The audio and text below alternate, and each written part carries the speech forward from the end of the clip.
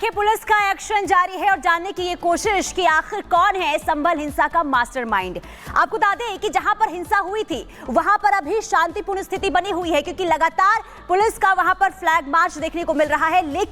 लेकिन अब पुलिस कोशिश ये कर रही है कि उन आरोपियों तक पहुंचा जाए जिन्होंने संभल को अशांत करने की कोशिश की है। किस तरीके से अब पुलिस पूरे मामले को लेकर कार्रवाई कर रही है, एक्शन कर रही है, इसकी हर एक जानकारी हम आप तक पहुंचाएंगे। लेकिन अभी भी बड़ा सवाल यह है, क्योंकि जैसे जैसे देखिए इस पूरे मामले को लेकर तस्वीर सामने आ रही है हिंसा की, उसने कई सवाल उठा दिए हैं। एक बार आपको रिपोर्ट के जरिए पूरी जानकारी विस्तार से बताते हैं कि हिंसा के बाद अभी संभल में क्या हालात बने हुए हैं।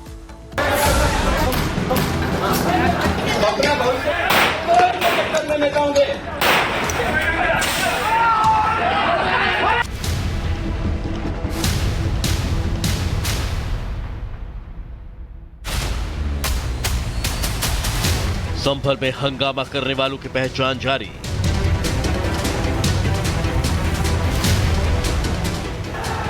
बवाल, पथराव, हिंसा, आगजनी की घटनाओं को तो पुलिस ने कुछ ही घंटों में खत्म कर दिया, लेकिन संभल को सुलगाने वालों की पहचान और उन पर एक्शन का काम अब भी जारी है। दरअसल रविवार की सुबह कुछ लोगों ने ऐसी साजिश रची कि पूरा संभल जल उठा।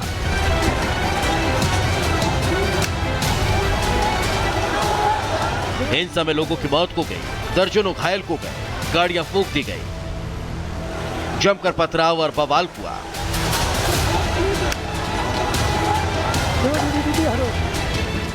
पुलिस के जवानों को भी चोट आई। पुलिस के रडार पर अब ऐसे ही लोग आ गए हैं जिन पर इस पूरे घटना के लिए लोगों को भड़काने और हिंसा की साजिश का शक है। और जैसे जैसे मामले निकलते जाएंगे, साक्ष्य इकट्ठे होते जाएंगे, सबसे जो सख्त कार्रवाई हो सकती है वो करेंगे। इसमें जरूरत पड़ी तो एनएसए भी लगाएंगे। पुलिस ने इस मामले में अब तक कुल 7 अलग अलग मामले दर्ज किए हैं, जिनमें 3500 से ज्यादा लोगों के खिलाफ केस दर्ज किया गया। पुलिस ने दंगे से जुड़े अलग अलग मामलों में 37 संदिग्धों को नामजद किया है।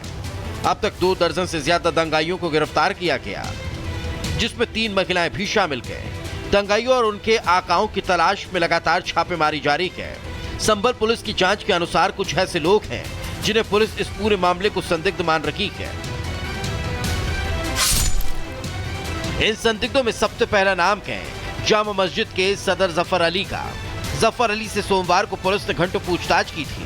आरोप है कि जफर के बयानों से लोग भड़क गए। वहीं पुलिस ने स्थानीय सांसद जियाउर रहमान बर्क के खिलाफ भी केस दर्ज किया है। स्थानीय विधायक इकबाल महमूद के बेटे सुहेल इकबाल का नाम भी एफआईआर में दर्ज है। इसके बाद उन्होंने कुछ बातें बोली जो कप्तान साहब भी जवाब देंगे। जैसे उन्होंने कहा कि मैंने खुद पुलिस को फायरिंग करते हुए देखा। तो मैं ये पूछना चाहता हूँ जफर साहब से कि क्या वो सर्वे अंदर करवा रहे थे या बाहर फायरिंग देख रहे थे, जबकि वो 10:30 पौने 11 बजे तक तो सर्वे करा रहे थे। और जितनी भी ये घटना कारित हुई मुख्य रूप से वो 10 से लेकर के 11 बजे के बीच हुई थी। इसके बाद जो आगे उन्होंने कहा कि जब उन्होंने जफर साहब ने कहा कि पुलिस असली हथियार चला रही थी अपने। फिर दोबारा उन्होंने कहा पुलिस तमंचे चला रही थी। उसी बयान में जो अभी लाइव इन्होंने दिया, वो तीसरी बार उन्होंने बोला कि मुझे नहीं पता कि पुलिस कौन से हथियार चला रही थी। आप सोच के देखिए, कोई एक ही व्यक्ति एक ही पूरी लाइव के अंदर 3 तरह के स्टेटमेंट दे रहा है जो परस्पर विरोधाभासी है। आपको बता दें कि पुलिस प्रशासन की जांच में इस हिंसा को लेकर कई तरह के सवाल खड़े हो रहे हैं, जिनका जवाब तलाशने की कोशिश हो रही है। क्या एक दिन पहले की हिंसा बवाल की तैयारी कर ली गई थी? सर्वे के दौरान सुनियोजित अफवाह कैसे फैलाई गई? चंद मिनटों में हजारों लोग कैसे जमा कर लिए गए? पथराव के लिए पत्थर रोड पर कैसे जमा किए गए? क्या नकाब लगाकर पहले से की हमले की साजिश थी? इलाके के सारे सीसीटीवी तोड़ने की प्लानिंग किसकी थी? दहशत फैलाने के लिए पुलिस पर हमला करना क्या एक रणनीति थी? स्थानीय नेताओं ने हिंसा रोकने के लिए क्या किया? फायरिंग हिंसा के लिए अवैध हथियार किसने मुहैया कराए? उनको मैंने बोला कि आपकी बात अगर लोग सुनते हैं तो आप मेरे साथ चलिए और भीड़ से एक बार मैंने अनुरोध कर लिया, मेरी नहीं मान रहे हैं, हो सकता है आपकी मान सकते हैं। तो उन्होंने बोला सर मुझे पत्थर से डर लग रहा है, मुझे हेलमेट चाहिए। मैंने कहा हेलमेट भी दिलवाते हैं। उनको हेलमेट भी दिलवाया गया, उनको अकेले भेजा उस हुड़दंगी भीड़ के सामने। उन्होंने उनके ऊपर भी पत्थर चलाए। जब उनके ऊपर पत्थर चलाए तो वापस आए, बोले सर मैं इनको काबू में नहीं कर सकता। तो उसके बाद में वो तुरंत ऊपर वापस चले गए अपनी मस्जिद की तरफ, अपने घर की तरफ। आपको बता दें कि हिंसा के दौरान पुलिस पर बड़े सुनियोजित तरीके से हमले किए गए। भीड़ का टैक्टिक अटैक देखकर अफसर भी हैरान रह गए। जामा मस्जिद के आसपास जिस तरह से हमले किए गए उसके पीछे सधी हुई प्लानिंग का शक है।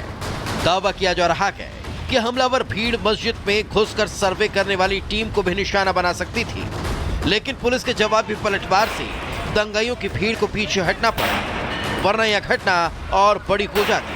संभल पुलिस और खुफिया एजेंसियां अब इसी सुनियोजित साजिश की परतें खोल रही है। Bureau report, Republic Bharat. और संभल से एक और बड़ी खबर आपको बता दें। दरअसल समाजवादी पार्टी के नेता संभल जाने की कोशिश कर रहे थे और इस दौरान इन तमाम नेताओं को रोक लिया गया है। पहले ही सपा के नेताओं की ओर से यह ऐलान किया गया था कि वो संभल जाएंगे और केवल सपा नेता की ओर से नहीं बल्कि चंद्रशेखर आजाद रावण ने भी इस बात का ऐलान किया था कि वो भी संभल जाएंगे, लेकिन उनको भी संभल जाने से रोका गया था। और अब सपा नेताओं को पुलिस हिरासत में ले रही है जिन्होंने संभल जाने की कोशिश की है। संभल जाने का सपा नेताओं ने ऐलान किया है और उन सभी नेताओं को अब हिरासत में लिया जा रहा है। और बड़ी खबर आ रही है इस वक्त की संभल पुलिस की एफआईआर में एक बड़ा खुलासा हुआ है। खुलासा क्या है ये हम आपको बता रहे हैं। पूरे मजमून को पढ़ेंगे तो पता चलेगा कि पुलिस कर्मियों की प्राइवेट गन गाड़ियां चलाई गई हैं, उनके गन लूटे गए हैं, यहां तक कि जो आंसू गैस के गोले छोड़ने वाली जो गन थी उसे भी उन्होंने लूट लिया। तो इसमें चुन चुन कर पुलिस की गाड़ियों को निशाना बनाया गया। और इसी खबर पर जतिन और साहिल हमारे साथ ग्राउंड जीरो से बने हुए हैं। जतिन, सबसे पहले आपके पास आते हुए देखिए, एफआईआर की जो कॉपी सामने आई है इसमें साफ तौर पर ये दिख रहा है कि जो ये हिंसा हुई है ये पूरी प्लानिंग के साथ हुई है, सुनियोजित ये हिंसा है। ऐसे में अब क्या, किस तरीके से पुलिस इस पूरे मामले को लेकर कार्रवाई करते हुए नजर आ रही है, क्योंकि जैसे जैसे खुलासे हो रहे हैं कई हैरान करने वाली खबर सामने आ रही है।